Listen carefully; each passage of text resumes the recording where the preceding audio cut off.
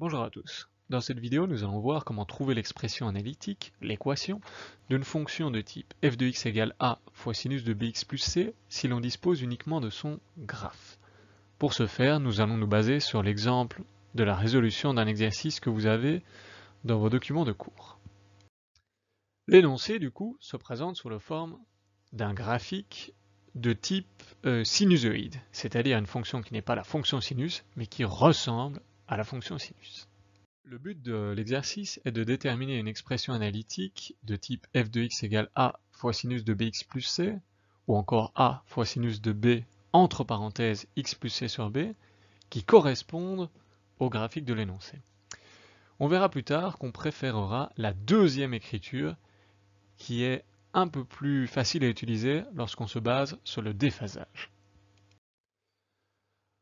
Trouver l'expression analytique revient en fait à trouver les valeurs du paramètre a, du paramètre b et du rapport c sur b. Notre première étape sera de trouver la valeur du paramètre a. Pour ce faire, nous allons d'abord repérer sur le graphique la valeur maximale ainsi que la valeur minimale d'ordonnée. Ensuite, nous allons calculer la valeur du paramètre a qui est elle-même égale à l'amplitude qui vaut le maximum moins le minimum divisé par 2. Dans notre cas, qu'est-ce que ça donne? Commençons par trouver la valeur maximale d'ordonnée. Dans notre cas, ça nous donne 0,5. La valeur minimale vaut moins 0,5. Nous pouvons donc facilement calculer l'amplitude. La valeur maximale moins la valeur minimale divisé par 2. 0,5 moins 0,5 divisé par 2. Ce qui fait 0,5 plus 0,5 divisé par 2, 1,5. Nous savons donc que l'amplitude est égale à 1,5. La valeur du paramètre a, petit a, est égale à l'amplitude grand A. Nous savons donc que a, le paramètre a, vaut 1,5. Nous savons donc que le premier paramètre, le paramètre a, a une valeur de 1,5. Notre fonction f de x égale a fois sinus de b entre parenthèses x plus c sur b peut donc s'écrire comme f de x égale 1,5 fois sinus de b entre parenthèses x plus c sur b. La deuxième étape consiste à déterminer la valeur du paramètre b. Pour ce faire, nous devons 1. Déterminer la période grâce à la différence d'abscisse entre deux maximums successifs, et 2. Déterminer la valeur du paramètre b en utilisant la relation b est égal à 2π divisé par la période. Que donne la deuxième étape dans notre cas? On va commencer par repérer un premier maximum. Nous avons ici un premier maximum dont la valeur d'abscisse se trouve au milieu de la graduation π' et de la graduation π. Pour avoir la valeur d'abscisse qui correspond au maximum, nous allons donc faire la moyenne entre π' et π. Ceci nous donne x égale π' plus π divisé par 2, x est égal à π' plus 2π' divisé par 2, ce qui revient à dire x est égal à 3π' divisé par 2, 3π². Nous allons ensuite déterminer l'abscisse du deuxième maximum, qui est un peu plus loin sur l'axe des abscisses, et dont la valeur d'abscisse se trouve à mi-chemin entre la graduation 9π' et la graduation 5π. Nous allons donc à nouveau faire une moyenne. La valeur d'abscisse est donc égale à x est égal à 9π' plus 5π divisé par 2, 9π' plus 10π' divisé par 2, 19π².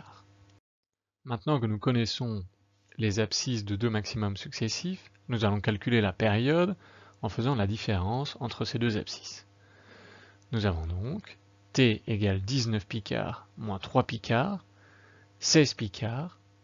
Nous avons donc une période de t égale 4π, qui correspond donc à l'écart entre nos deux maximums successifs.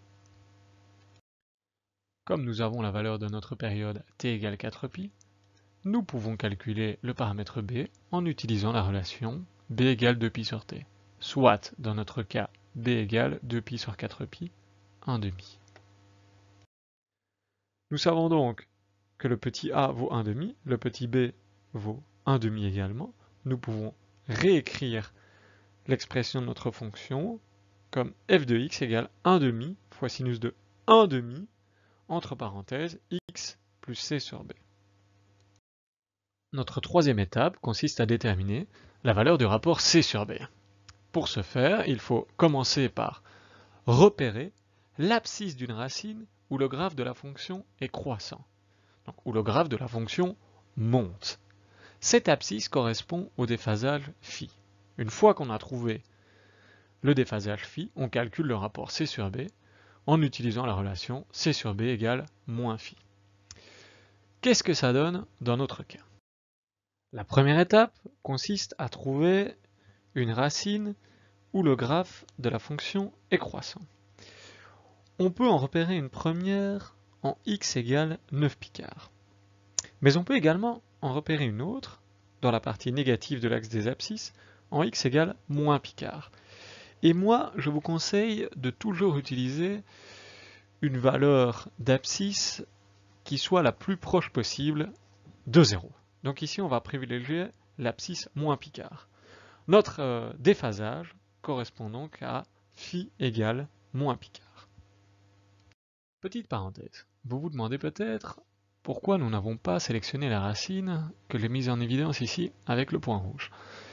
Eh bien tout simplement parce qu'à cet endroit, le graphique descend. Et donc, c'est une racine où la fonction est décroissante, ce qui ne correspond pas à la condition de sélectionner une racine où le graphe de la fonction est croissant. Je vais donc refermer cette parenthèse en vous disant qu'il faut bien sélectionner une racine où la fonction est croissante, comme nous l'avons fait précédemment avec x égale moins picard. Il nous faut ensuite déterminer la valeur du rapport C sur B. La théorie nous dit que le rapport C sur B est égal à l'opposé du déphasage. Ici, le rapport C sur B sera donc égal à moins picard, soit picard. À ce stade, nous connaissons les valeurs des paramètres A et B, ainsi que du rapport C sur B. Nous pouvons donc écrire exactement l'expression analytique de notre fonction. Celle-ci correspond à f de x égale a fois sinus de b entre parenthèses x plus c sur b. Donc, avec les valeurs que nous avons trouvées, f de x égale 1,5 fois sinus de 1,5 entre parenthèses x plus picard. On peut, si l'on veut, distribuer le 1,5 à l'intérieur de la parenthèse, ce qui nous fait 1,5 fois sinus de x' plus pi huitième. Nous sommes donc parvenus à trouver l'expression analytique à partir du graphe de la fonction.